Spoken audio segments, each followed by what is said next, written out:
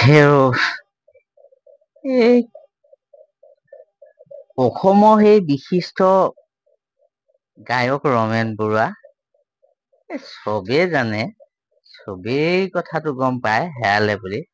আমাৰ অসম চৰকাৰখনো আৰু দেই, এই তেনেকুৱা ইমান ডাঙৰ এজন ব্যক্তি, মানে পৰিচালক বুলিয়ে কৈছে দেখোন মানুহে, হয়ো হয় পৰিচালকেই। সেইজন ব্যক্তি আজি হেৰুৱা আজি ইমান দিন হ'ল দেই। কোনোবাই কৈছে ক'বা জাবৰত লাগি আছে, কোনোবাই কৈছে ক'বা মানুহৰ ঘৰত সোমাই আছে, কোনোবাই আকৌ কৈছে এই বিহাৰত ওলালেগে বোলে। আজিলৈকে বাৰু সেই মানুহজন আমাৰ অসম চৰকাৰে বিচাৰি উলিয়াব পৰা নাই নে? আৰু যেনিবা মৰিলে যেনিবা কেলে মৰা বিচাৰি উলিয়াব পৰা নাই নে? সেইবোৰ মানুহে যদি নিৰাপত্তা নাইকিয়া হ'ল, কোনোবাই কৈছে জীয়েকে মাৰি পেলালে জোৱায়েকৰ সৈতে গোট খাই পেলাই, এইবোৰ কথা। এতিয়া আমাৰ লেখীয়া বাৰু ঘটিয়াম বাতিয়াম মানুহৰ আমাৰ কি নিৰাপত্তাটো আছে বাৰু, একোডাল কাম নাই। আমি আৰু সেই ভোট দিবৰ সময়ত আৰু ভোটৰ গণনা কৰা লেখত এটা ভোটহে আৰু মাত্ৰ।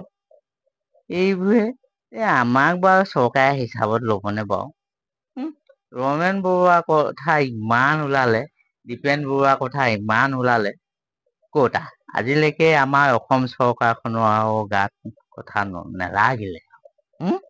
এই কাৰণে মোৰ কিছুমান কথা একেবাৰে কি হয়, এই মোৰ অসমৰ মানুহ বুলি কবলৈ লাজে লাগে কিছুমান মানুহৰ আগত।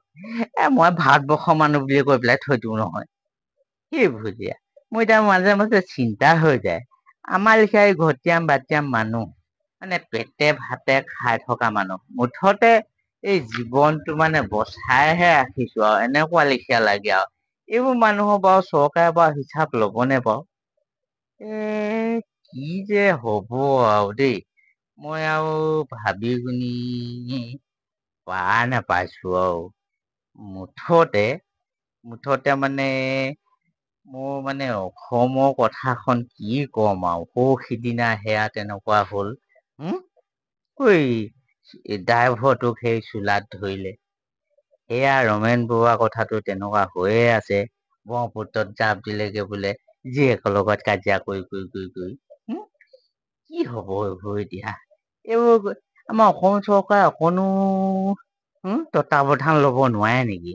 সঁচাকে দেই, এ কি? আমি কত বাস কৰি আছো? কোনটো গ্ৰহত বাস কৰি আছো? এই গ্ৰহটো সঁচাকে দেই, মই এইবাৰ আৰু আমাৰ কথা গাত নালাগিলে চৰকাৰৰ, আকৌ সেই ক'ৰপা কাগজ পত্ৰ সোপা অলপ জমা দিবলগীয়া হৈছে। মই এইবাৰ নহব। মই মংগল গ্ৰহলৈ যাবলৈ মই চিন্তা এটা কৰিবই লাগিব। মই যিকোনো উপায়ে মই মংগল গ্ৰহলে এবাৰ যামেই আৰু, মই ইয়াত নাথাকো আৰু। অকে।